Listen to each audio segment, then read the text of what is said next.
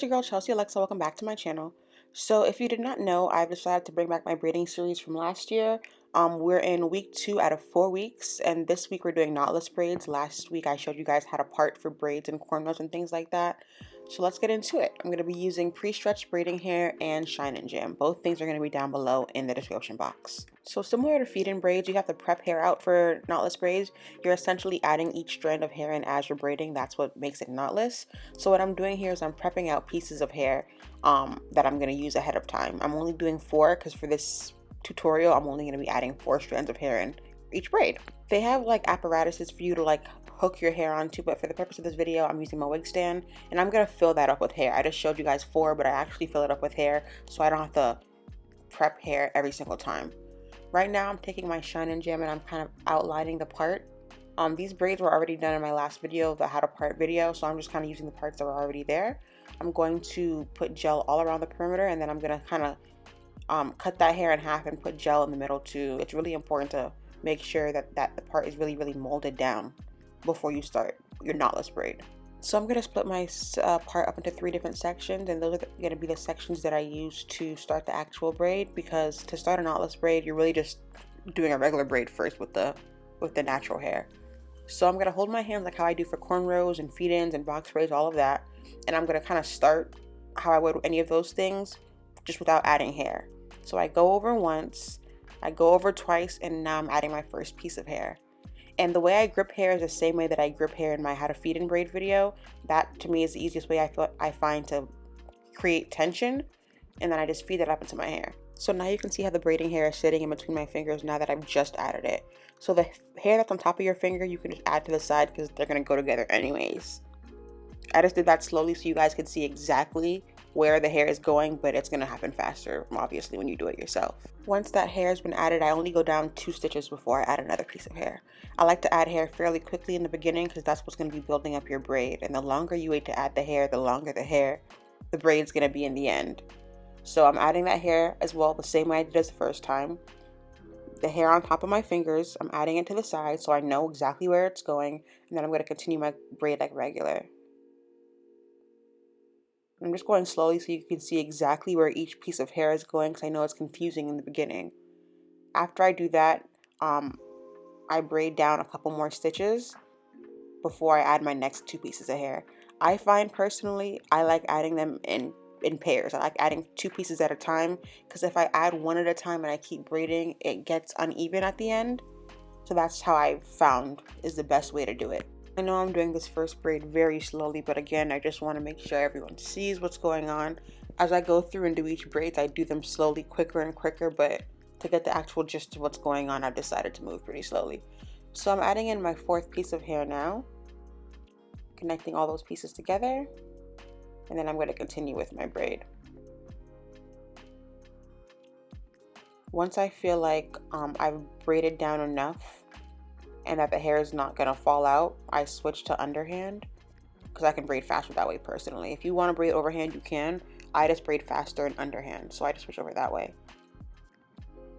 So this is about how your braid should look at this point. You see it's very flat at the top and it looks just like the braid itself is being extended.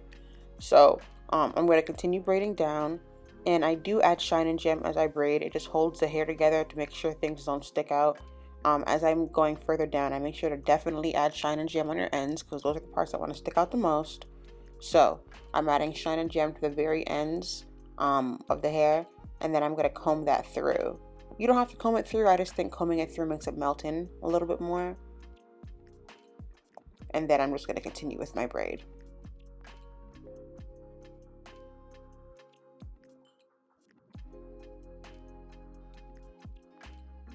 So yeah, this is what the braid looks like. Very flat. You can lift it up, it shouldn't really have any tension. It looks the same underneath as it does on top. We're good to go. So now I'm going to go on to the next braid. I'm just showing you guys that you have to prep hair for every braid. You don't necessarily have to prep it after each braid. You can prep it all at once at the beginning. So again, make sure to outline your parts and really take the time to mold before you start. I've done knotless braids quite a few times before I filmed this video because I wanted to make sure that I was doing them right. And the first mistake I made was underestimating the fact that I need to mold that hair to make sure it lays flat.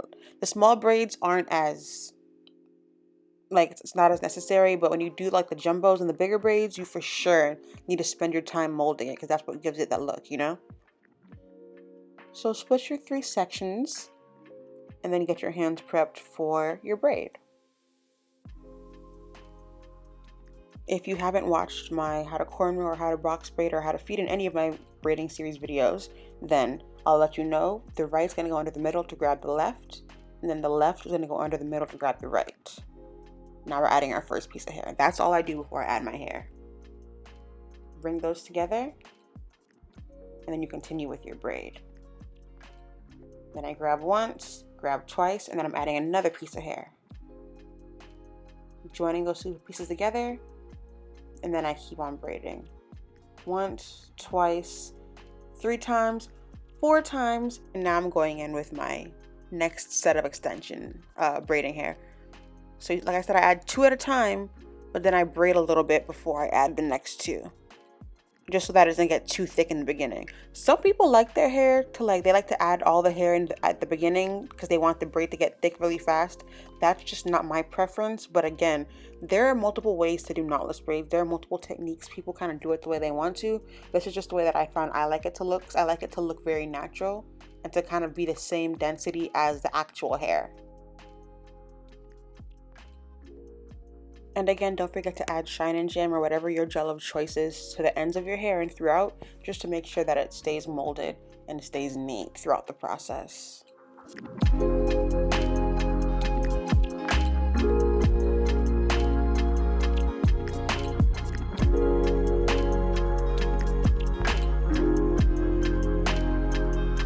And this is what the braid looks like. Again, very natural from the root. It's really molded.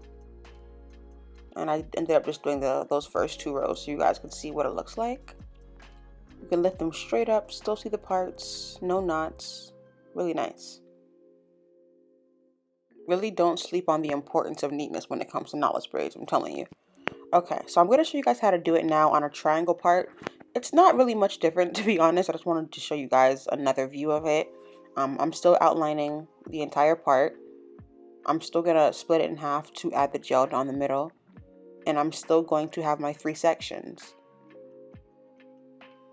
I have my hand set. I'm going to grab with the left. Grab for the left. And I grab for the right. And add my hair. I'm going to braid down once. Braid down twice. And then add some more hair. Now I'm going to braid down 1 time. 2 times. 3 times. 4 times, and add my next 2 pieces of hair. 1, 1, 2, and my last one. And you guys can see I'm starting to braid a little bit faster now. So it's starting to feel a little more realistic.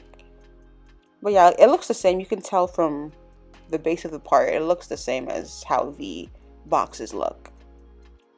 And I'm going to switch to underhand now to finish off the rest of my braid.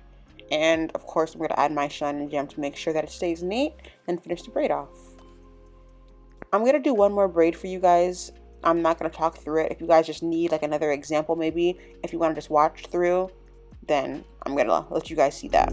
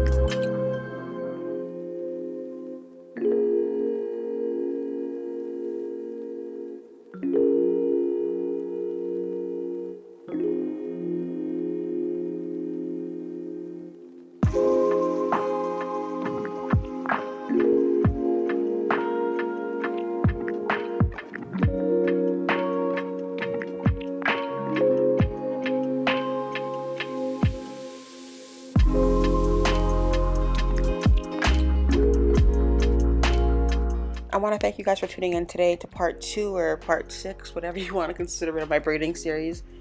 We are 2 weeks away from the last video. Definitely make sure that you are subscribed. Make sure to like, comment, and subscribe, because next week's video is how to flat twist, and I feel like that's a good skill to have, especially if you don't want to learn how to cornrow or you have trouble cornrowing. Flat twist is going to be your thing, trust me. And if you do try knotless braids, let me know if you think knotless braids are easier than box braids or vice versa, because I'd love to know. But until next time, I'll catch y'all later.